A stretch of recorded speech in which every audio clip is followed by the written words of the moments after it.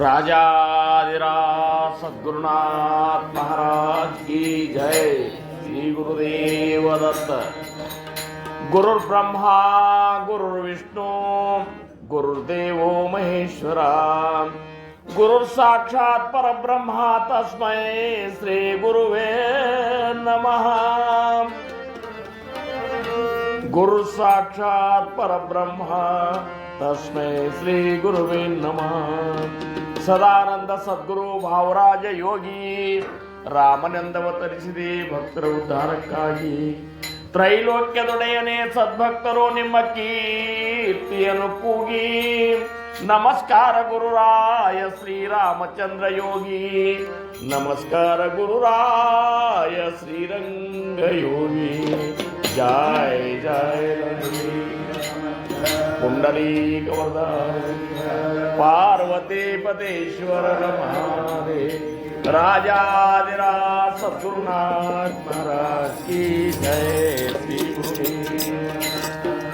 श्री राम जय राम जय जय राम। श्री राम जय राम जय जय राम। श्री राम जय राम जय जय राम। श्री राम जय राम जय जय राम। श्री राम जय राम जय जय राम। श्री राम जय राम जय जय राम। श्री राम जय राम जय जय राम। श्री राम जय राम जय जय राम। श्री राम जय राम जय जय राम। श्री राम जय सुंदर माधव मेघश्याम जानकी जीवन राम राम। सुंदर माधव मेघश्याम जानकी जीवन राम राम।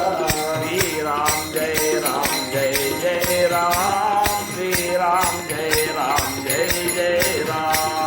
श्री राम जय राम जय जय राम। श्री राम जय शिवाय नमो शिवाय नमो शिव शिव शिव शिव हराय नमो शिव शिव शिव हराय नमो। राम शिव ओम शिव राम शिव ओम शिव राम शिव ओम शिव राम शिव ओम शिव राम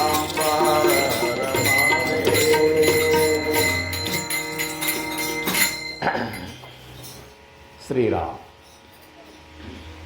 ಪ್ರಪ್ರಥಮವಾಗಿ ನನ್ನ ಆರಾಧ್ಯ ದೈವತವಾಗಿರುವಂತಹ ಶ್ರೀ ಸದ್ಗುರು ಸಮರ್ಥ ರಂಗರಾವ್ ಮಹಾರಾಜರು ಶ್ರೀ ಕ್ಷೇತ್ರ ಕೂಪಗಡ್ಡಿ ಅವರ ದಿವ್ಯ ಚರಣಾರವಿಂದಗಳಿಗೆ ನನ್ನ ಅನಂತ ಅನಂತ ಕೋಟಿ ದಂಡವತ ಪ್ರಣಾಮಗಳನ್ನು ಸಲ್ಲಿಸಿ,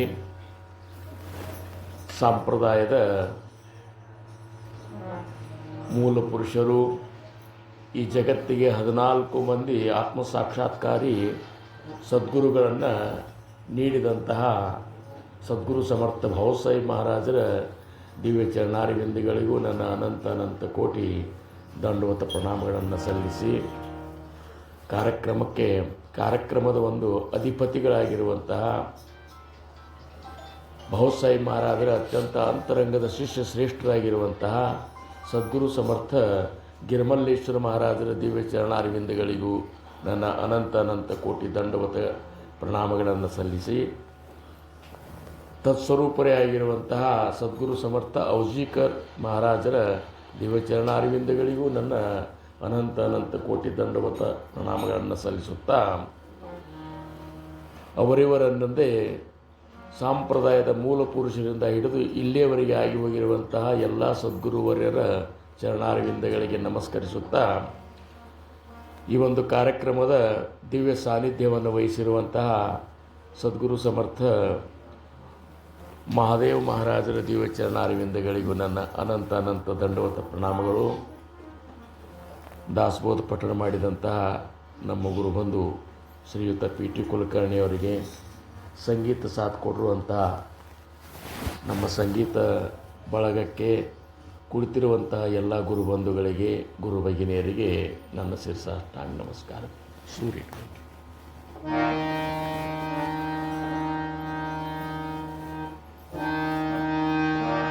ಈ ಸಂಪ್ರದಾಯ ಸ್ವರೂಪ ಸಾಕ್ಷಾತ್ಕಾರ ಸಂಪ್ರದಾಯ ಅಂತೇಳಿ ಅನಿಸ್ಕೊಂಡು ಬಹುಸಾಹೇಬ್ ಮಹಾರಾಜರು ಕಟ್ಟಿದಂಥ ಈ ಸಂಪ್ರದಾಯ ಅಂತದಂದ್ರೆ ನಾನು ಯಾರು ಅನ್ನುವಂಥದ್ದನ್ನು ಸಾಕ್ಷಾತ್ಕಾರ ಮಾಡ್ಕೋಬೇಕಾಗ್ಯದ.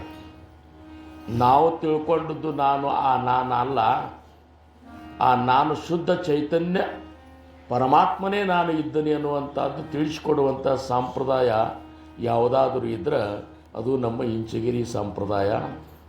ಅಂಥ ಒಂದು ಸ್ವರೂಪ ಸಂಪ್ರದಾಯದ ಮೂಲ ಗ್ರಂಥವನ್ನು ಸದ್ಗುರು ಸಮರ್ಥ ಗುರುಲಿಂಗ ಜಂಗಮ ಮಹಾರಾಜರು ಸಮರ್ಥ ರಾಮದಾಸ್ ಮಹಾರಾಜರು ಬರೆದಂತಹ ಈ ಗ್ರಂಥರಾಜ ದಾಸಬೋಧವನ್ನು ಮೂಲ ಗ್ರಂಥವಾಗಿ ಸಾಂಪ್ರದಾಯಕ್ಕೆ ನೀಡಿದರು.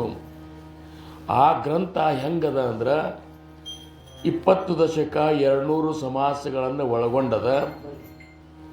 20 ದಶಕ 200 समास साधके पहावे सावकाश विवरता विशेष विशेष ಕಳೋಲಾಗಿ ಸಮರ್ಥರಂತಾರ. ಈ 20 ದಶಕ ಮತ್ತು 200 ಸಮಾಸದಿಂದ ಒಳಗೊಂಡಿರುವಂಥ ಈ ದಾಸಬೋಧವನ್ನು ಸರಿಯಾಗಿ ನೀನು ತಿಳ್ಕೊಂಡು ಓದಿ ಅವರು ಹೇಳಿದಂಥ ವಿಚಾರಗಳನ್ನು ನಿನ್ನ ಜೀವನದೊಳಗೆ ಅಳವಡಿಸಿಕೊಂಡು ನಡೆದಿದ್ದೇ ಆದ್ರೆ ನಿಶ್ಚಿತವಾಗಿಯೂ ನಿನ್ನ ಸ್ವರೂಪದ ಸಾಕ್ಷಾತ್ಕಾರ ಆಗ್ತದೆ ಅಂತೇಳಿ ಸಮರ್ಥರು ಹೇಳ್ತಾರೆ.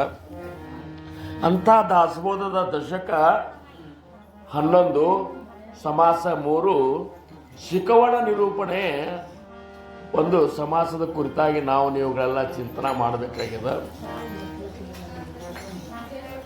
ಅದಕ್ಕಿಂತ ತತ್ಪೂರ್ವದಲ್ಲಿ ಈ ಒಂದು ಕಾರ್ಯಕ್ರಮವನ್ನು ನಡೆಸಿಕೊಂಡು ಬರುತ್ತಿರುವಂತಹ ನಮ್ಮ ಪಡಂದಾರ್ ಸರ್ ಗುರುಗಳ ಮನೆತನದವರು ಎಲ್ಲರಿಗೂ ನಾನು ಮತ್ತೊಮ್ಮೆ ನಮಸ್ಕಾರ ಹೇಳ್ತೀನಿ. ಯಾಕಂದ್ರೆ ಶಿಷ್ಯರಿರಬೇಕು ನಮ್ಮ ಪಡಂದಾರ್ ಸರ್ ಗತಿ. ಒಬ್ಬ ಸದ್ಗುರುಗಳಿಗೆ ಸಾಕಷ್ಟು ಮಂದಿ ಶಿಷ್ಯರು ಇರಬಹುದು, ಆದರೆ ಸತ್ಶಿಷ್ಯರನವರು ಕೇವಲ ಕೆಲವೊಬ್ಬರು ಮಾತ್ರ ಸಿಗಲಿಕ್ಕೆ ಸಾಧ್ಯದ. ಅಂಥ ಸತ್ಶಿಷ್ಯರ ಲಕ್ಷಣವನ್ನು ಹೊಂದಿದವರು ಯಾರಾದರೂ ಇದ್ರೆ ನಮ್ಮ ಪಡಂದಾರ ಸರ್. ಸಮರ್ಥರಂತಾರ ಮುಖ್ಯ ಸತ್ಶಿಷ್ಯಾಚೆ ಲಕ್ಷಣ, ಮುಖ್ಯ ಸತ್ಶಿಷ್ಯಾಚೆ ಲಕ್ಷಣ ಸದ್ಗುರು ವಚನಿ ವಿಶ್ವಾಸ ಪೂರ್ಣ ಅನನ್ಯ ಭಾವೇ ಶರಣ ತ್ಯಾನಾವ ಸತ್ಶಿಷ್ಯ. ಮುಖ್ಯ ಸತ್ಶಿಷ್ಯರ ಲಕ್ಷಣ ಏನಪ್ಪಾ ಅಂದ್ರೆ ಸದ್ಗುರು ವಚನಿ ವಿಶ್ವಾಸ ಪೂರ್ಣ. ಸದ್ಗುರುಗಳು ಒಂದು ವಚನದ ಮೇಲೆ ಇಂಥ ವಿಶ್ವಾಸ ಇರಬೇಕಲ್ಲ, ಅಂಥ ವಿಶ್ವಾಸ ಇರಬೇಕು. ಅದರ ಜೊತೆ ಅನನ್ಯವಾಗಿ ಸದ್ಗುರುಗಳಿಗೆ ಶರಣ ಹೋಗಿರಬೇಕು. ಈ ವಿಶೇಷ ಲಕ್ಷಣವನ್ನು ಅವರು ಪಡ್ಕೊಂಡಾರ ಅಂದ್ರೆ ಅನಂತ ಜನ್ಮದ ಒಂದು ಸುಕೃತ ಅವರಿಗದ ಅಂತ ನಾವು ತಿಳ್ಕೋಬೇಕು. ಸಮರ್ಥ್ರಿ ದಾಸಬೋಧನೊಳಗೆ ಮೊದಲೇ ಓವಿಯೊಳಗಂತಾರ ಅನಂತ ಜನ್ಮೀಚೆ ಪುಣ್ಯ ಜೋಡಿ ತರೀಚ ಪರಮಾರ್ಥ ಗಡೆ ಮುಖ್ಯ ಪರಮಾತ್ಮ ಆತುಡೆ ಅನುಭವಾಸಿ. ಪರಮಾರ್ಥದೊಳಗೆ ನಾವು ಬಂದ ಮೇಲೆ ಪರಮಾರ್ಥ ಘಡೋಸ್ಬೇಕಂತಾರ ಅವರು. ಅಂದ್ರೇನು? ಪರಮ ಪವಿತ್ರವಾದಂತಹ ಆ ಶುದ್ಧ ಜ್ಞಾನ ನಮಗ ಪ್ರಾಪ್ತ ಆಗಬೇಕು. ಪರಮಾರ್ಥ ಅಂದ್ರೇನು? ಪರಮ ಪವಿತ್ರವಾದಂತಹ ಜ್ಞಾನ. ಆ ಶುದ್ಧ ಜ್ಞಾನ ಅಂದ್ರೇನು? ಶುದ್ಧ ಚೈತನ್ಯ. ಆ ವಿಮಲ ಬ್ರಹ್ಮನ ಸ್ಥಿತಿ ಏನದಲ್ಲ ಅದು ನಮಗೆ ಅನುಭವಕ್ಕೆ ಬರಬೇಕು. ಅದರೊಳಗೆ ನೆಲೆ ನಿಲ್ಲುವಂತಹ ಒಂದು ಸಾಮರ್ಥ್ಯ ನಮ್ಮಲ್ಲಿ ಗುರುಕೃಪೆಯಿಂದ ಪ್ರಾಪ್ತ ಆಗಬೇಕು. ಅಂಥ ಒಂದು ಪರಮಾರ್ಥ ಆ ರೀತಿ ಆದ್ರೆ ಮಾತ್ರ ಘಡೋಸಿದಂಗೆ ಅಂತಾರ ಅವರು. ಇರ್ಲಿಕ್ಕಂದ್ರೆ ಪರಮಾರ್ಥದೊಳಗಿದ್ದ ಮಾತ್ರಕ್ಕೆ, ಪರಮಾರ್ಥ ಸಮುದಾಯದೊಳಗಿದ್ದ ಮಾತ್ರಕ್ಕೆ, ಸದ್ಗುರುಗಳಿಂದ ಅನುಗ್ರಹಿತರಾದ ಮಾತ್ರಕ್ಕೆ ಮುಕ್ತರಾಗ್ತೀವು ಅಂತ ತಿಳ್ಕೊಬೇಡ್ರಿ ಅಂತಾರ. ಸದ್ಗುರು ವಚನಿ ವಿಶ್ವಾಸ ಪೂರ್ಣ. ಸದ್ಗುರುನ ವಚನ ಮೇಲೆ ಅಂಥ ವಿಶ್ವಾಸ.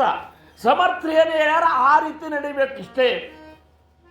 ಮತ್ತೊಂದು ಎದುರ ಮೇಲೂ ಲಕ್ಷ್ಯ ಇಲ್ಲ. ಮಹಾರಾಜರು ಏನು ಹೇಳ್ಯಾರ ಆ ರೀತಿ. ಹೆಂಗ ಸಮರ್ಥ ರಾಮದಾಸ್ ಮಹಾರಾಜರಿಗೆ ಕಲ್ಯಾಣ ಸ್ವಾಮಿ ಇದ್ದ. ಸಮರ್ಥರು ಸಜ್ಜನಗಡದಾಗ ಗುಡ್ಡದ ದಂಡಿಗೆ ನಿಂತಿದ್ರು ಅಂತ. ನಿಂತಾಗ ಸಾಟಿ ಒಣಗಿಸ್ಕೋತ ನಿಂತಿದ್ರು. ಕೈಯಂದ ಗಾಳಿಗೆ ಸಾಟಿ ಹಾರ್ತು. ಏ ಕಲ್ಯಾಣಿ ಸಾಟಿ ಅಂದ್ರು, ಬಗ್ರೆ ಕಲ್ಯಾಣಿ ಸಾಟಿ ಅಂತ ಅಂದ್ಕೂಡ್ಲೆ ಆ ಗುಡ್ಡದಿಂದ ಅದ್ರ ಜೊತೆ ಹಾರಿಬಿಟ್ಟಂತ. ಉಳ್ಕಿದ ಶಿಷ್ಯರಿದ್ರು ಆಂಡು ಪಾಂಡು, ಅವರಂದ್ರು ಏನು ಕ್ವಾಣಿದ್ದಂಗಿದ್ದಾನಿವ, ಒಂದು ಸಾಟಿ ಸಂಬಂಧ ಜೀವ ಕಳ್ಕೊಂಡು ನೋಡು, ಬೇಕಂದ್ರೆ ಮಹಾರಾಜರಿಗಿನ್ನ 10-20 ತಂದು ಕೊಡ್ಲಿಕ್ಕೆ ಬರ್ತಿತ್ತು. ಅದು ಸಮರ್ಥರಂದ್ರೆ ಅವ ಕಲ್ಯಾಣಿ ಇದ್ದಾನೋ ಅಂದ್ರಂತವ್ರು. ಕಲ್ಯಾಣಿ ಅಂದ್ರೆ ಇದು ಆಗ್ತಾನಂತ, ಸಾಯ್ತಾನಂತ. ಓ ಮಹಾರಾಜ್ ಅಂತೇಳಿ ಕಲ್ಯಾಣಿ ಗುಡ್ಡ ಏರಿ ಬಂದಂತ. ಇದು ಸದ್ಗುರು ಮೇಲೆ ವಿಶ್ವಾಸ ಇಟ್ಟಂತಹ ಒಂದು ಶಿಷ್ಯನ ಒಂದು ಸಾಮರ್ಥ್ಯ. ಅದು ಆ ಸಾಮರ್ಥ್ಯ ನಿಮಗೆ ಬರಬೇಕಾದ್ರೆ ಕೆಲವೊಂದು ಶಿಕ್ಷಣವನ್ನು ನಾವು ಪಡ್ಕೋಬೇಕು. ಈಗ ಹೆಂಗ ಪ್ರಪಂಚವನ್ನು ನಾವು ಸಾಗಿಸ್ಬೇಕಾದ್ರೆ ಪ್ರಪಂಚ ಜ್ಞಾನ ಬೇಕಾಗ್ತದೆ, ಪರಮಾರ್ಥವನ್ನು ಸಾಧಿಸಬೇಕಾದ್ರೆ ಪರಮಾರ್ಥ ಜ್ಞಾನ ಬೇಕಾಗ್ತದೆ. ಪರಮಾರ್ಥದ ಜ್ಞಾನ ನಮಗೆ ಅವಗತ ಆಗಬೇಕಾದ್ರೆ ಪಾತ್ರತಾ ಬೇಕಾಗ್ತದೆ. ನಮ್ಮಲ್ಲಿ ಪರಮಾರ್ಥದ ಒಂದು ಜ್ಞಾನ ನಮಗೆ ಅವಗತ ಆಗಬೇಕು, ಅದು ನಮಗೆ ಅನುಭವಕ್ಕೆ ಬರಬೇಕಾದ್ರೆ ನಮ್ಮಲ್ಲಿ ಪಾತ್ರತಾ ಬೇಕು. ಹೆಂಗ ಹುಲಿ ಹಾಲು ಹಿಂಡಬೇಕಾತಂದ್ರೆ ಸಾಮಾನ್ಯ ಪಾತ್ರ ನಡೆಯುವುದಿಲ್ಲ ಅಂತದಕ್ಕೆ, ಬಂಗಾರದ ಪಾತ್ರನೇ ಬೇಕು. ಸಾದಾ ಒಂದು ಬೋಗಣ್ಯಾಗ ಹೋಗಿ ನೀವು ಹುಲಿ ಹಾಲು ಹಿಂಡ್ಕೊಂಡ್ರೆ ಅಂದ್ರೆ ಬೋಗಣಿಗೆ ತೂತು ಬೀಳ್ತದೆ. ಬಂಗಾರದ ಪಾತ್ರ ಹೆಂಗೆ ಬೇಕು ಹಂಗ ನಮ್ಮ ಹೃದಯ, ಚಿತ್ತ, ಮನ, ಬುದ್ಧಿ, ಚಿತ್ತ, ಅಹಂಕಾರ ಇವೆಲ್ಲ ಪವಿತ್ರ ಆಗಬೇಕಾಗಿತ್ತಂದ್ರೆ ಪರಮಾರ್ಥದ ಜ್ಞಾನ ನಿಮಗೆ ಬೇಕೇ ಬೇಕು. ಆ ಪರಮಾರ್ಥದ ಜ್ಞಾನದ ವಿಚಾರವನ್ನು ಈ ಸಮಾಜದೊಳಗೆ ಸಮರ್ಥರು ನಿಮಗೆ ಹೇಳಿಕತ್ತಾರ. ಇದೆಲ್ಲದಕ್ಕಿಂತ ಮೊದಲ ಮನುಷ್ಯ ಜನ್ಮದ ಮಹತ್ವ ನಮಗೆ ಗೊತ್ತಾಗಬೇಕು. ನಾವು ನೀವುಗಳೆಲ್ಲ ಮನುಷ್ಯರಾಗಿ ಹುಟ್ಟೆವು. ಆ ಜನ್ಮದ ಮಹತ್ವ ಗೊತ್ತಿತ್ತು ಅಂದ್ರೆ ಮಾತ್ರ ಬಳಕೆ ಗೊತ್ತಾಗ್ತದೆ. ಯಾವಾಗ ಒಂದು ವಸ್ತುವನ್ನು ತಂದ್ರೆ ಅಂತ ತಿಳ್ಕೊರಿ, ನೀವು ಒಂದು ಮೊಬೈಲೇ ತಂದ್ರೆ ಒಂದು 50-60 ಸಾವಿರ ರೂಪಾಯಿ ಕೊಟ್ಟು ಅದನ್ನು ಹೆಂಗೆ ಬಳಸ್ತೇವೆ? ಯಾಕಂದ್ರೆ 50-60 ಸಾವಿರ ರೂಪಾಯಿ ಕೊಟ್ಟು ಬೆಲೆ ಬಾಳು ಮೊಬೈಲ್ ತಂದೇವಂದ್ರೆ ಅದನ್ನು ಅಗದಿ ಕಾಳಜಿಲಿ ಬಳಸ್ತೇವೆ. ಹಂಗೆ ಮನುಷ್ಯ ಜನ್ಮ ಅನ್ನುವಂಥದ್ದು ಏನಂತದವರು ಸಮರ್ಥರಂತಾರೆ ಈ ಇದ್ರಾಗ, ಬಹುತಾ ಜನ್ಮಾಂಚೆ ಸೇವಟ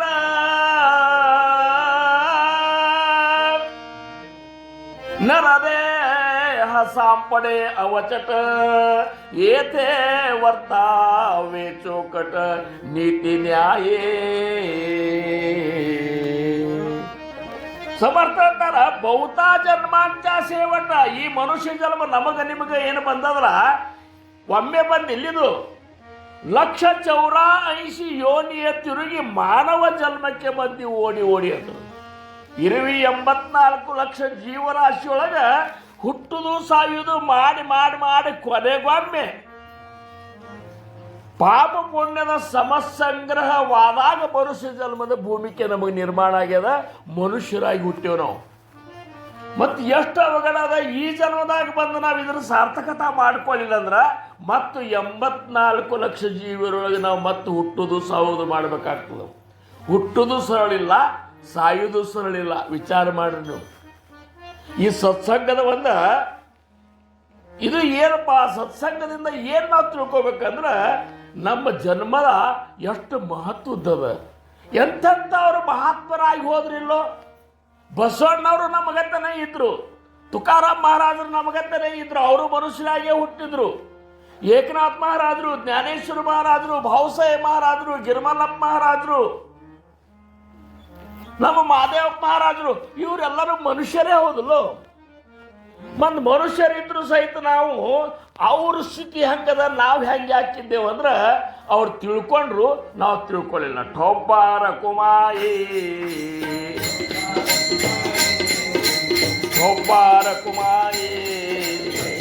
ಹೋ ಅರಿವಿನ ಜನ್ಮಕ್ಕೆ ಬಂದು ತಿಳ್ಕೊಳ್ಳಿಲ್ಲ ಅಂದ್ರೆ ಈ ಜನ್ಮ ಪುಕ್ಕಟ್ಟು ಹೋದಂಗ. ನಮಗೆ ಪ್ರಾಣಿಗಳಿಗೆ ಏನು ಭೇದಿಲ್ಲ ಅಂತ ತಿಳ್ಕೊರಿ ನಾವು ತಿಳ್ಕೊಳ್ಳಿಲ್ಲ ಅಂದ್ರೆ. ಯಾಕಂದ್ರೆ ಅವು ತಿಂತಾವು, ನಾವು ತಿಂತೇವು.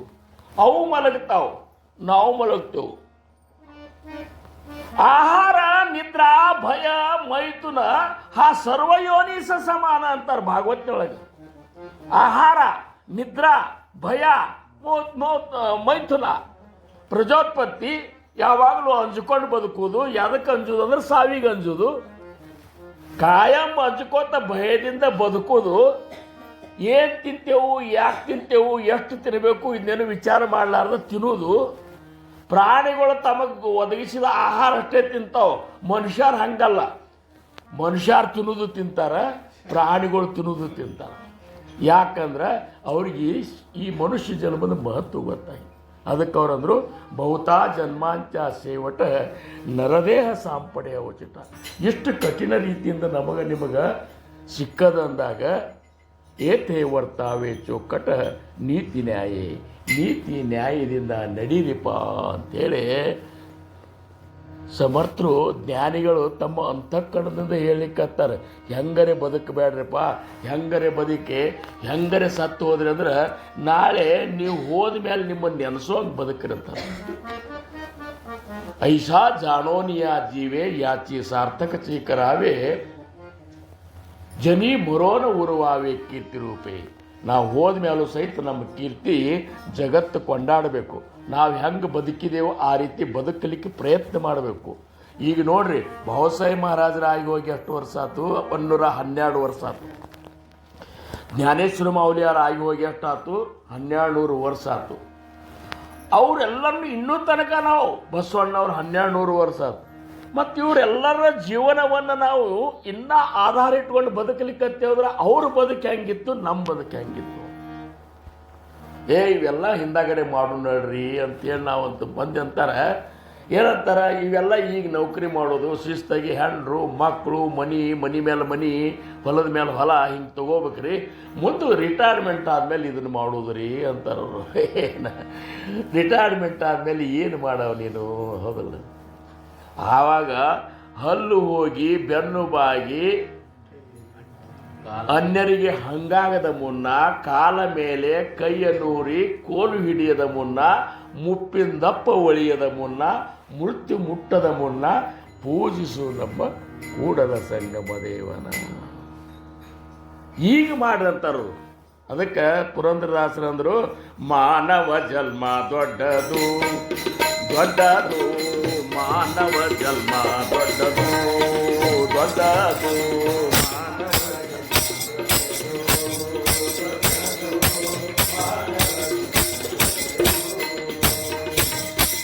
ಹಾನಿ ಮಾಡಲು ಬೇಡಿ ಹುಚ್ಚಪ್ಪಗಳಿರ, ಹಾನಿ ಮಾಡಲು ಬೇಡಿ ಹುಚ್ಚಪ್ಪಗಳಿರ. ಮಾನವ ಜನ್ಮ ದೊಡ್ಡದು ದೊಡ್ಡದು, ಮಾನವ ಜನ್ಮ ದೊಡ್ಡದು, ಮಾನವ ಜನ್ಮ ದೊಡ್ಡದು.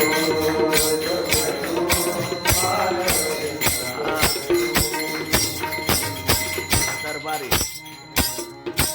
ಕಣ್ಣು ಕೈ ಕಾಲ್ತೀವಿ, ನಾಲಿಗೆ ಇರಲಿಕ್ಕೆ ಮಣ್ಣು ಮುಕ್ಕಿ ಮರುಳಾಗುವರೆ. ಕಣ್ಣು ಕೈ ಕಾಲ್ತೀವಿ, ನಾಲಿಗೆ ಇರಲಿಕ್ಕೆ ಮಣ್ಣು ಮುಕ್ಕಿ ಮರುಳಾಗುವರೆ. ಒಂದು ಮಣ್ಣಿಗಾಗಿ ಹರಿಯ ನಾಮಾಮೃತ, ಒಂದು ಮಣ್ಣಿಗಾಗಿ ಹರಿಯ ನಾಮಾಮೃತ.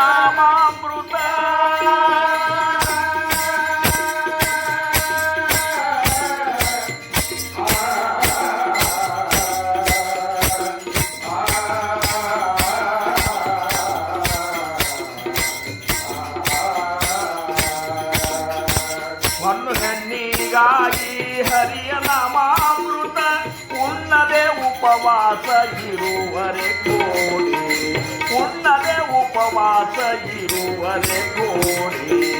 ಮಾನವ ಜನ್ಮ ದೊಡ್ಡದು ದೊಡ್ಡದು, ಮಾನವ ಜನ್ಮ ದೊಡ್ಡದು ದೊಡ್ಡದು, ಮಾನವ ಜನ್ಮ ದೊಡ್ಡದು.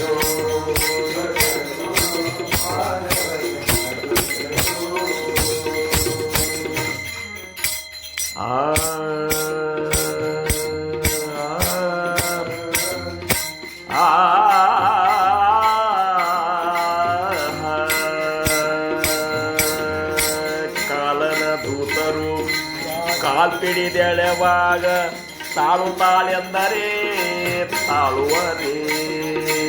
ಕಾಲನ ದೂತರು ಕಾಲ್ಪಿಡಿದೆಳೆವಾಗ ತಾಳು ತಾಳೆಂದರೆ ತಾಳುವರೆ ದಾಳಿ ಬಾರದ ಮುನ್ನ ಧರ್ಮವ ಗಳಿಸಿರೋ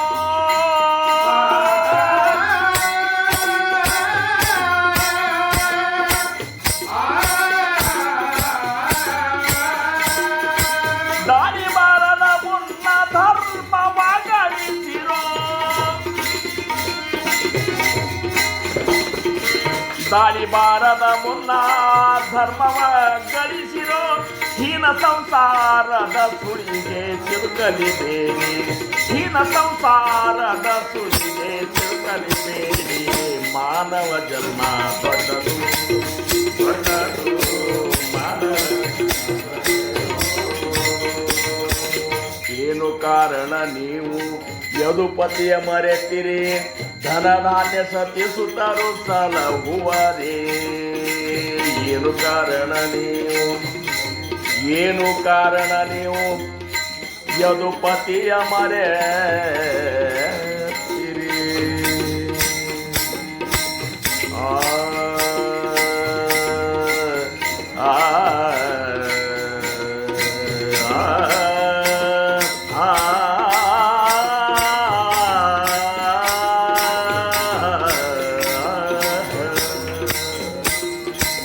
ಏನು ಕಾರಣ ನೀವು ಯದುಪತಿಯ ಮರೆತಿರಿ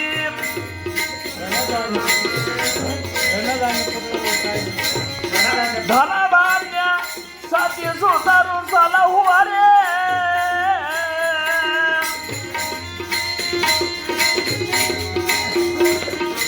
ಇನ್ನಾದರೂ ನೀವು ಯದುಪತಿಯ ಭಜಿಸಿರಿ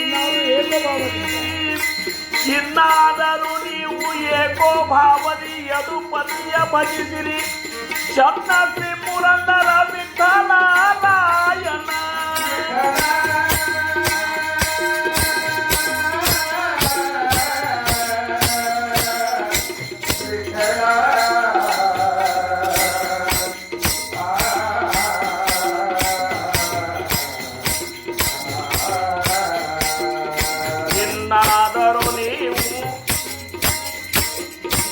ಇನ್ನಾದರೂ ಏಕೋ ಭಾವದಿ ಭಜಿಸಿ ಚನ್ನ ಶ್ರೀ ಪುರಂದರ ವಿಠಲರಾಯನ ಮಾನವ ಜನ್ಮ ದೊಡ್ಡದು ದೊಡ್ಡದು ಮಾನವ ಜನ್ಮ ದೊಡ್ಡದು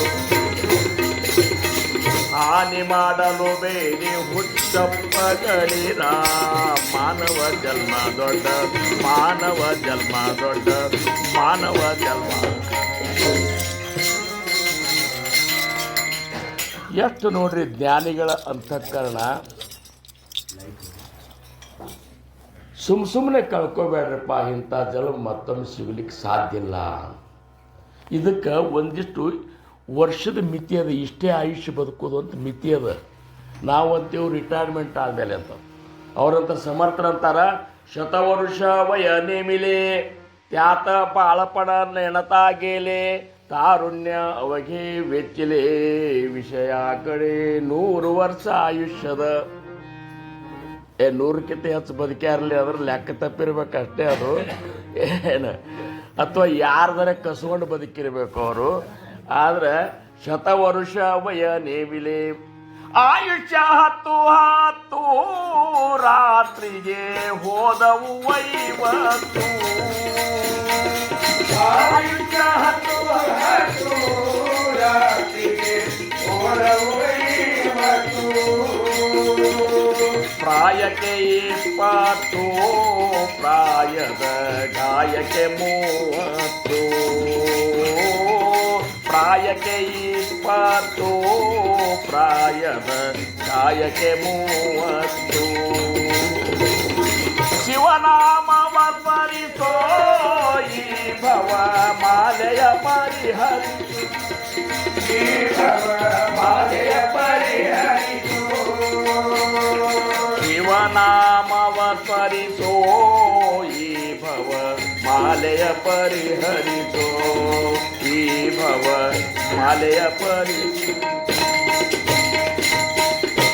100 ವರ್ಷ ಇದ್ರೂ ಸಹಿತ ಬಾಲ್ಯಾವಸ್ಥೆ ಅಂತೂ ತಿಳಿಲಾರ್ದ ಹೋಗ್ಬಿಡ್ತು. ಶತವರ್ಷ ವಯನೇ ಮೇಲೆ ತ್ಯಾತ ಬಾಳಪಣ ನೇಣತಾ ಆಗೇಲೆ ತಾರುಣ್ಯ ಅವಗೆ ವೆಚ್ಚಿಲೆ ವಿಷಯ ಕಡೆ ಹರೆ ಬಂದ ಕೂಡಲೇ ಲಗ್ನ ಆಗೋದು, ಹೆಣ್ರು ಮಕ್ಕಳು ನೌಕರಿ ದುಡಿಯೋದು ಇಷ್ಟೆಲ್ಲದ್ರಾಗ ಅದು ಹೋಗಿಬಿಡ್ತು. ವೃದ್ಧಪಣೆ ನಾನಾ ರೋಗ. ಮುಂದೆ 50 ವರ್ಷ ಆದಮೇಲೆ ನಾನಾ ರೋಗಗಳು, BP ಶುಗರ ಅವು ಇವು 108 ರೋಗಗಳು ವ್ಯಾಧಿ ರೂಪದಿಂದ ಪ್ರಾರಬ್ಧ ಭೋಗವನ್ನು ಭೋಗಿಸ್ಬೇಕಾಗ್ತಂತಾರವ್ರು. ಹಂಗ್ರಿ ನಮಗೆ ಗಟ್ಟಿಮುಟ್ಟಿದ್ರು ಹಿಂಗೆ ಯಾಕಾಗ್ತದೆ ಅಂದರೆ ಹಿಂದಿನ ಜನ ಮಾಡಿದಂಥ ಕರ್ಮದ ಫಲ ರೋಗ ರೂಪದಿಂದ ಬರೆಸಬೇಕಾಗ್ತದಪ್ಪ. ಹಂಗಾರೆ ನೀ ಭಗವಂತನ ಯಾವಾಗ ನೆನೆಸಾವ? ಈಗ ಸದೃಢ ಇದ್ದಾಗ, ಬುದ್ಧಿ ಚಲೋ ಇದ್ದಾಗ ಈಗ ಒಂದು ಸ್ವಲ್ಪ ನಾಮಸ್ಮರಣೆ ಮಾಡು, ಇಂಥ ಸತ್ಸಂಗದೊಳಗೆ ಭಾಗವಹಿಸು, ಮಹಾತ್ಮರ ಸಾನ್ನಿಧ್ಯದೊಳಗಿರು, ಅವ್ರು ಹೇಳಿದಂಗೆ ಕೇಳು. ಜೀವನ ಹೆಂಗಂದ್ರೆ ಹಸರು ಮಾಡ್ಕೋಬೇಕು. ಅವನ ಜೀವ ಅಂದ್ರೆ ನೋಡ್ರಿ, ಜೀವನ ಅಂದ್ರೆ ಏನ್ರಿ, ಬಂಗಾರ ಇದ್ದಂಗೆ ಮನುಷ್ಯ ಅಂತಂತ. ಬಂಗಾರ ಇದ್ದಂಗೆ ಅಂದ್ರೆ ಬಂಗಾರ ತೊಗೊಂಡು ಬದುಕು ಬಂಗಾರ ಆಗ್ಬೇಕಂದ್ರೆ ಬದುಕಿನಾಗ ಸಿಕ್ಕಾಪಟ್ಟೆ ಒಂದು 10-20 ತೊಲಿ ಬಂಗಾರ ಮಾಡ್ಕೋದಲ್ಲ, ನಮ್ಮ ಬದುಕು ಬಂಗಾರಗತೆ ಆಗ್ಬೇಕು. ಬಂಗಾರದ ಗುಣ ಹೆಂಗವ ಅಂದ್ರೆ ಅಂಥ ಒಂದು ಮೃದು ಸ್ವಭಾವ, ಅಂಥ ಒಂದು ಹೊಳಪಿನ ಸ್ವಭಾವ, ಅಂಥ ಶ್ರೇಷ್ಠ ಒಂದು ಬಂಗಾರದಗತ್ತೆ ನಮ್ಮ ಬದುಕಾಗಬೇಕು ಅಂತ ಹೇಳ್ತಾರವರು. ಮುಂದಂತಾರವರು ರಾಜಿಕ ದೈವಿಕ ಉದಯಗ ಚಿಂತಾ ಅನ್ನ ವಸ್ತ್ರ ದೇಹ ಮಮತ ನಾನಾ ಪ್ರಸಂಗೆ ಅವಚಿತ ಜನ್ಮಗೇಲ. ರಾಜಿಕ ದೈವಿಕ ಈ ಸಂಸಾರ ಸಂಬಂಧ ಏನೇನೋ ಕಟ್ಪಟ್ಟು ಮಾಡಿಕೊಂಡು ಆಯುಷ್ಯ ಹೋಗಿದ್ದು ಗೊತ್ತೇ ಆಗೋದಿಲ್ಲ. ಮುದುಕರಾದ ಕೂಡಲೇ ಗೊತ್ತಾಗ್ತದೆ. ಮುದುಕರಾದ್ಮೇಲೆ ಗೊತ್ತಾದ್ಮೇಲೆ ಏನು ಮಾಡೋದು ಇಸ್ರಾಣಿ? ಹೌದಲ್ಲ, ಹೋಗೋ ಕಾಲಕ್ಕೆ ನೀವು ಹೋಗೋ ಕಾಲಕ್ಕೆ ಬರುವುದಿಲ್ಲ ಯಾರು, ಬಂದದು ಉಪರಾಟಿ. ನೀ ಹೋಗು ಕಾಲಕ್ಕೆ ಬರುವುದಿಲ್ಲ ಯಾರು, ಬಂದದು ಉಪರಾಟಿ. ನೀ ಬಂದದು ಉಪರಾಟಿ. ಮಾಯಾ ಮೋಹ ಬೀಡೋ ಇದು ಎಲ್ಲ ಸುಳ್ಳು, ಮಾಯ ಮೋಹ ಬೀಡೋ ಇದು ಎಲ್ಲ ಸುಳ್ಳು. ಧಾರ್ಮಿಕ ಸಂಸಾರ ನಂಬಬೇಡ, ಮುಕ್ತಿ ಪಡಿ ಮನುಜ. ಗುರು ಸೇವಾ ಮಾಡೋ ಚರಣೋ ಗೋ, ಗುರು ಸೇವಾ ಮಾಡೋ ನಾನಾರ್ಯಂಬುದನ ತಿಳದ ನೋಡೋ. ಮುಕ್ತಿ ಪಡಿ ಮನುಜ. ಅದಕ್ಕೆ ಯೋಗ್ಯ ಟೈಮ್ದಾಗ ಸದ್ಗುರುಗಳನ್ನು ಹುಡುಕಾಡ್ಕೊಂಡು ಹೋಗಬೇಕು. ಸದ್ಗುರುಗಳಿಂದ ಅನುಗ್ರಹಿತರಾಗಬೇಕು. ಸದ್ಗುರುಗಳು ಹೇಳಿದಂಥ ವಿಚಾರವನ್ನು ಮನಸ್ಸು ಕೊಟ್ಟು ಕೇಳಬೇಕು. ಕೇಳಿದ್ದನ್ನು ಮನನ ಮಾಡಬೇಕು. ಮನನ ಮಾಡಿದ್ದನ್ನು ನಿಧಿ ಧ್ಯಾಸಕ್ಕೆ ಹಚ್ಕೊಳ್ಬೇಕು. ಈ ಒಂದು ಕಾರಣಕ್ಕಾಗಿ ಆ ಸಂತರು, ಆ ಸದ್ಗುರುಗಳು ಜಗಾಂಚ ಕಲ್ಯಾಣ ಸಂತಾಂಚ ವಿಭೂತಿ ದೇಹ ಕಷ್ಟವಿತಿ ಪರೋಪಕಾರಿ. ನಮ್ಮ ಉದ್ಧಾರಕ್ಕಾಗಿ ಹಿಂಗೆಲ್ಲ ಅಡ್ಡಾಡ್ತಾರವರು. ಅವ್ರಿಗೆ ಮತ್ತೊಂದೇನಿಲ್ಲ. ಈಗ ನೋಡ್ರಿ, ಮಹಾರಾಜರಾದ್ರು ನಿನ್ನ ಇಂಚಗೇರಿ ಒಳಗೆ ಹೋಗಿ ಬಂದರು.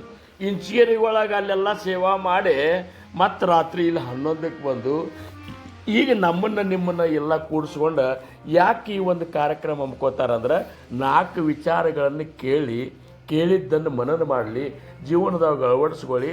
ಜೀವನದೊಳಗೆ ಸಮಾಧಾನ ಸಿಗ್ತದೆ. ಉಳಿಕಿತ ಆಸ್ತಿ ಗಳಿಸಿದ್ರೆ ಸಿಗುವುದಿಲ್ಲ, ಬಂಗಾರ ತೊಗೊಂಡ್ರೆ ಸಿಗುವುದಿಲ್ಲ, ಮಕ್ಕಳನ್ನ ಹಡಿದ್ರೆ ಸಿಗುವುದಿಲ್ಲ, ಮಕ್ಕಳನ್ನ ಬೆಳೆಸಿದ್ರು ಏನು ಮಾಡಿದ್ರು ಸಿಗುವುದಿಲ್ಲ. ಸಮಾಧಾನ ಅನ್ನುವಂಥದ್ದು ಎಲ್ಲದ ಅಂದ್ರೆ ಪರಮಾರ್ಥದ 2 ವಿಚಾರಗಳನ್ನು ಶ್ರವಣ ಮಾಡೋದದ, ಮಹಾತ್ಮನ ಮುಖದಿಂದ ಕೇಳುವುದದ, ಕೇಳಿದಂಗೆ ನಡೆಯುವುದದ. ಹಂಗೆ ಒಂದು ಜೀವನದ ಪದ್ಧತಿಯನ್ನು ಹೆಂಗೆ ಹಾಕೋಬೇಕು ಅನ್ನುವಂಥದ್ದನ್ನು ಸಮರ್ಥ ಶಿಕವಣ ನಿರೂಪಣದಾಗ ಹೇಳ್ತಾರೆ. ಇಷ್ಟಾಗಿಯೂ ಸಹಿತ ನಾವು ಇಷ್ಟೆಲ್ಲ ಹೇಳಿದ್ರು ಸಹಿತ ನಿರೂಪಣೀಯ ಸದ್ಬುದ್ಧಿ ಹೋತಿ ಸ್ಥಳತ್ಯಾಗ ಹೋತ ಸವೇಚಿ ಜಾತಿ ಕಾಯಕರೂರೇ ಕ್ರಿಯಾಗಡೇನ ತುಜವಿನ ರಾಮ ಮಜ ಕಂಠವೇನ. ಸಮರ್ಥರಂತಾರ ಇಲ್ಲಿ ಕೇಳುವ ಹೊತ್ನಾಗ ಚಂದ ಇರ್ತದ. ಇಲ್ಲಿ ಕೇಳುವ ಹೊತ್ನಾಗ ಅಗ್ನಿ ಎಲ್ಲರೂ ಪದ್ಧತಿ ಇರ್ತೇವೆ. ಇನ್ನು ಮೇಲೆ ಬದಲ ಆಗ್ಬೇಕಂತೇವೆ. ಈ ಹೊರಸಲ ದಾಟಿದ ಕೂಡಲೇ ಮತ್ತೆ ಇದ್ದಂಗಿರು ಹೆಂಗಿದ್ದೇವು ಹಂಗೆ. ಅದಕ್ಕೆ ಪುರಂದರಾಸರ ಅಂದರು ಡೊಂಕ ಬಾಲದ ನಾಟಕರೇ, ಡೊಂಕ ಡೊಂಕಬಾಲದ ನಾಯಕರೇ ನೀವೇನು ತವ ಮಾಡಿದಿರಿ. ಕಣಕ ಕೊಟ್ಟುವ ಅಲ್ಲಿಗೆ ಹೋಗಿ ಹಣಿಕಿ ಇಣಿಕಿ ನೋಡುವಿರಿ. ಕಣಕ ಕೊಟ್ಟುವ ಒನಕೆಲೆ ಹೊಡೆದರೆ ಕಣಕ ಕೊಟ್ಟುವ ಒನಕೆಲೆ ಹೊಡೆದರೆ ಕೈ ಕುಯಿ ರಾಘವ ಮಾಡುವಿರಿ. ಡೊಂಕಬಾಲದ ನಾಯಕರೇ ನೀವೇನು ಹುಗ್ಗಿ ಮಾಡುವ ಅಲ್ಲಿಗೆ ಹೋಗಿ ತಗ್ಗಿ ಬಗ್ಗಿ ನೋಡುವಿರಿ. ಹುಗ್ಗಿ ಮಾಡುವ ಹುಟ್ಟಿಲೆ ಹೊಡೆದರೆ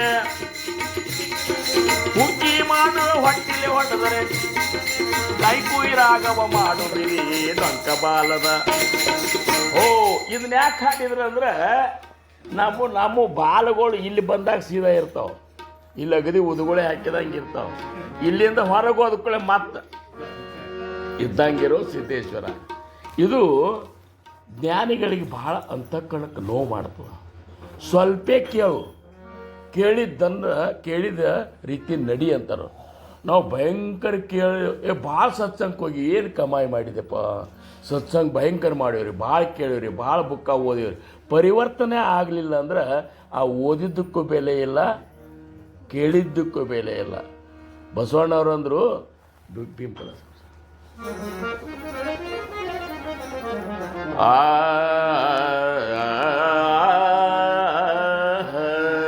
ನೂರ ಓದಿ ನೂರ ಕೇಳಿ ಮಾಡುವುದೇನು, ನೂರ ಓದಿ ನೂರ ಕೇಳಿ ಮಾಡುವುದೇನು.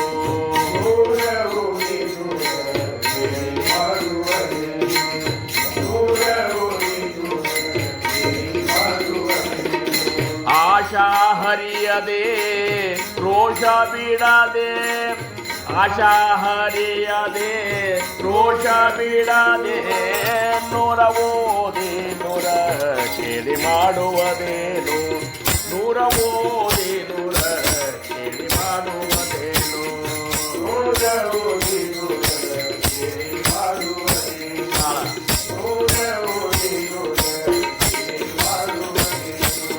ಮಾತಿನಂತೆ ಮನವಿಲ್ಲದ ಜಾತಿಯ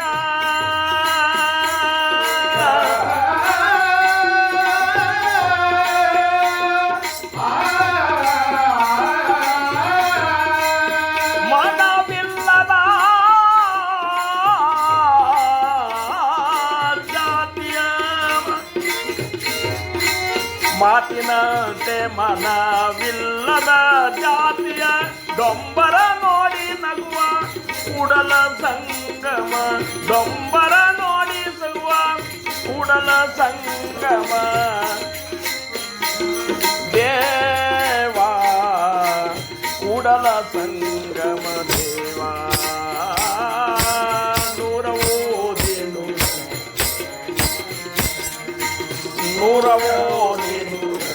ನೂರ ಓದಿ ನೂರ ಓದಿ ಉಪಯೋಗಿಲ್ಲ ಅಂತ ಕೇಳಿದ್ದನ್ನು ಸ್ವಲ್ಪ ತಿನ್ನಬೇಕು. ಆದ್ರೆ ತಿಂದು ದಗ್ಗದಿ ಏನಪ್ಪ ಅಂದ್ರೆ ತಾಕತ್ತು ಕೊಡುವಂಗಿರ್ಬೇಕು. ಹಂಗೆ ಕೇಳಿ ಎಷ್ಟು ಕೇಳ್ತೇವಲ್ಲ ಅಷ್ಟು ನಾವು ಪರಿವರ್ತನಾಗಿ ನಡಿಲಿಕ್ಕೆ ಪ್ರಯತ್ನ ಮಾಡಬೇಕು.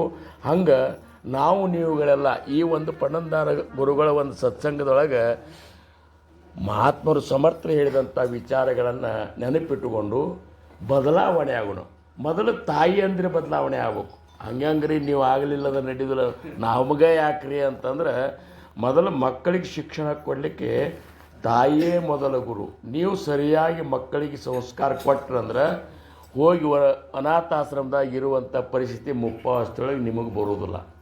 ಈಗ ಚೆಂದಾಗಿ ಸಂಸ್ಕಾರ ಕೊಟ್ಟು ಅವ್ರನ್ನ ಬೆಳೆಸಿದೇವಂದ್ರೆ ನಾಳೆ ಮುಪ್ಪಾವಸ್ಥೆಯೊಳಗೆ ಮಕ್ಕಳು ನಮಗೆ ಆಧಾರ ಆಗಿ ನಮ್ಮನ್ನು ಪ್ರೇಮದಿಂದ ಏನಪ್ಪ ಅಂದರೆ ಇರೋ ತನಕ ಅಂಥ ಗೌರವ ನಮಗೆ ಸಿಗುತ್ತದೆ. ಹಂಗೆ ಸಂಸ್ಕಾರದಿಂದ ಸನಾತನ ಧರ್ಮದ ಸಂಸ್ಕಾರವನ್ನು ನಾವುಗಳೆಲ್ಲ ಮಕ್ಕಳಿಗೆ ಕೊಟ್ಟುಕೊಂಡು ಮಹಾತ್ಮರು ಹೇಳಿದಂತಹ ಈ ಒಂದು ಜೀವನದ ಮೌಲ್ಯವನ್ನು ತಿಳ್ಕೊಂಡು ಸರಿಯಾಗಿ ಪವಿತ್ರವಾದ ಜೀವನ ಸಾಗಿಸಿ ನಾವು ನೀವು ಉದ್ಧಾರ ಆಗೋಣ ಅಂತ ಹೇಳ್ಕೋತ ಕೊನೆ ಚರಣ ಭೈರವಿ ಭೈರವಿ ಏನು ಕಾರಣ ನೀವು ಯದುಪತಿಯ ಮರೆತಿರಿ ಏನು ಕಾರಣ ನೀವು ಯದುಪತಿಯ ಮರೆತಿರಿ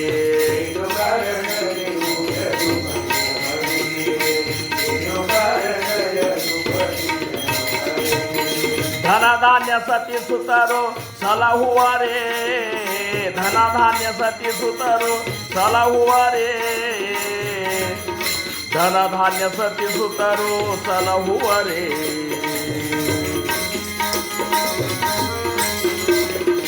ಇನ್ನಾದರೂ ಏಕೋ ಭಾವದಿ ಭಜಿಸಿರಿ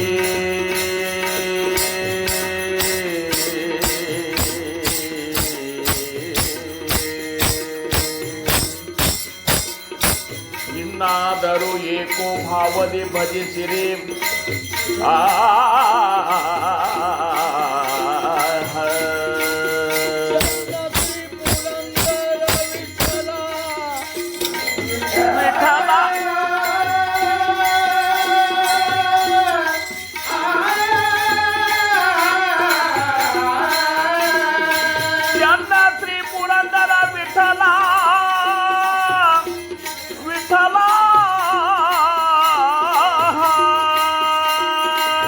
ಚನ್ನ ಶ್ರೀ ಪುರಂದರ ವಿಠಲರಾಯನ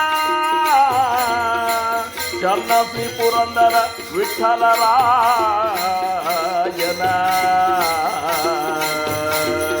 ಮಾನವ ಜನ್ಮ ದೊಡ್ಡದು ದೊಡ್ಡದು ಮಾನವ ಜನ್ಮ ದೊಡ್ಡದು ಹಾನಿ ಮಾಡಲು ಬೇಡ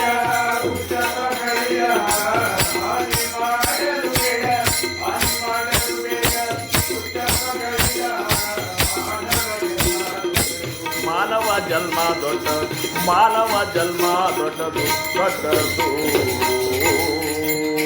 आकल्प ईश्वावी तयाकुळा माझ्या सगळा हरीच्या दासा कल्पनेची बाधान हो कोण काळी ही संत मंडळी सुखी असो अहंकाराच्या वारा न लागो रासा माझा विष्णुदासा भाविकासी नामामणे तया असावे कल्याण जामुक निदान पान कुंडली ಶ್ರೀ ಜ್ಞಾನದೇವ ತುಕಾರ. ಇಲ್ಲಿಯವರೆಗೆ ಸಮರ್ಥರು ನುಡಿಸಿದಂಥ ಎರಡು ವಿಚಾರಗಳನ್ನು ದಾಸಬೋಧ ದಶಕ 11 ಸಮಾಸ 3 ಶಿಖವಣ ನಿರೂಪಣ ಇನ್ನೂ ಬಹಳದ. ಅದು ಮತ್ತೊಮ್ಮೆ ನಾವು ಸಾಧಕರ ಒಂದು ದಿನದ ದಿನಚರಿ ಏನಿರಬೇಕು ಅನ್ನುವಂಥದ್ದು ಅದ್ರಾಗ ಹೇಳ್ಯಾರ. ಅದನ್ನು ವಿಸ್ತಾರವಾಗಿ ಶ್ರವಣ ಮಾಡೋಣ. ಅದಕ್ಕೆ ಇಲ್ಲಿಯವರೆಗೆ ಸಮರ್ಥರು ನುಡಿಸಿದಂಥ ವಿಚಾರಗಳನ್ನು ಸಮರ್ಥರ ಒಂದು ಚರಣೆಗಳಿಗೆ ಅರ್ಪಣೆ ಮಾಡಿ ನಿಮ್ಮೆಲ್ಲರಿಗೂ ಮತ್ತೊಮ್ಮೆ ವಂದನೆಗಳನ್ನು ಮಾಡಿ, ವಿಶೇಷವಾಗಿ ನಮ್ಮ ಸಂಗೀತ ಬಳಗಕ್ಕಂತರೂ ಇವತ್ತು ಭಾಳ ನಮಗೆ ಅಗದಿ ಆನಂದದಿಂದ ಸಾಥ್ ಕೊಟ್ಟಾರ. ಸಮರ್ಥರು ಹಿಂಗೆ ಅವ್ರಿಗೆ ಉತ್ತರೋತ್ತರ ಏನಪ್ಪ ಅಂದ್ರೆ ಸಿಗಲಿ ಅಂತ ಹೇಳ್ಕೊತ ನನ್ನ ಸೇವೆಗೆ ನಾನು